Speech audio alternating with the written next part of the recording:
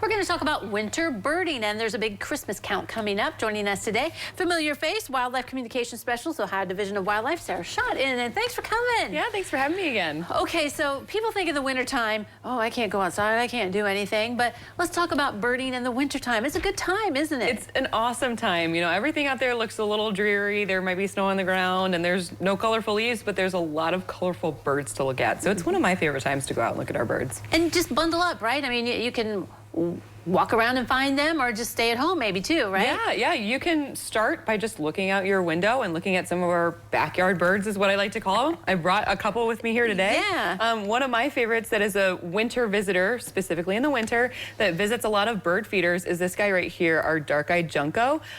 They're super cute. They often hang out in little groups, so if you see one, you'll see like 5 or 8 of them. Oh, fun. And that's always my sign that I know winter's here when I see my first dark-eyed junco. So we do have birds that come to us in the wintertime, because you know, you always think about robins leaving and stuff like that. Yes, yeah, we have our birds that are like, it's too cold here in Ohio, we're getting out of here, but we do have our birds that are like, it's too cold in Canada or wherever up there, yeah. and they come to Ohio. Okay. And so some of these guys are them. This guy down here, a snow bunting, they are breeding in the Arctic, so very, very far north. So they're coming to Ohio for their summer vacation, and believe it or not, but they're one to look out when you're driving in very rural areas, especially this area in Ohio where there's agricultural fields. Harvested cornfields are a great place to see these guys. They're in larger groups, so I think the most I've seen of them one time was like 20 birds or so. Oh, really? But they're just along the side of the road or in cornfields just looking for leftover seeds or something to eat, and they'll often stir up when you drive by, and then they kind of flutter down, but they're really neat to see. Right, yeah. Is that kind of one of the woodpeckers or something? Yeah, is it? Okay. Yep, this is one of several woodpeckers you can see in the winter here in Ohio. This is a downy woodpecker. There is one that has a slightly longer bill called a hairy woodpecker, so they're really easily confused. But we have lots of them that we can see. Red-headed woodpeckers are also one of my favorite, very bright red head too. Speed red cardinals stick around for the winter, right? Yeah. Cardinals and blue jays, all those super colorful birds to see.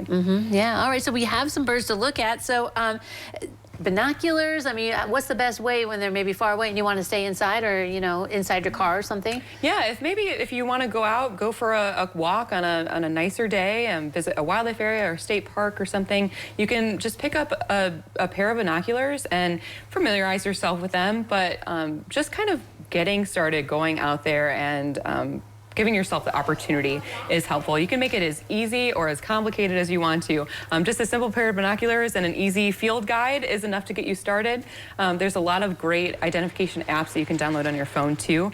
My favorite is Merlin Bird ID, and it'll walk you step by step on how to identify a bird. You just punch in all the information that you know, and then it'll give you options, and it's a really easy way to get started. Speaking of identifying birds, you guys want to identify birds during the winter, right? Tell us about the count. Yes, so right now we are in the very beginning of the annual Christmas bird count, and it is the 125th year of the Christmas bird count.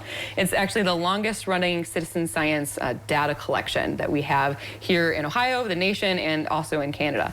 It's put on by the National Audubon Society, and basically what people do is they're going outside on a specific day. There's counts that happen in certain areas, and you kind of talk to the person, the collaborator, so to speak, that compiles all that information, and you go out and you just try to identify and count as many species as possible, and all of that data goes back into a incredibly large and awesome database, and that is used by scientists everywhere to track the bird populations over time.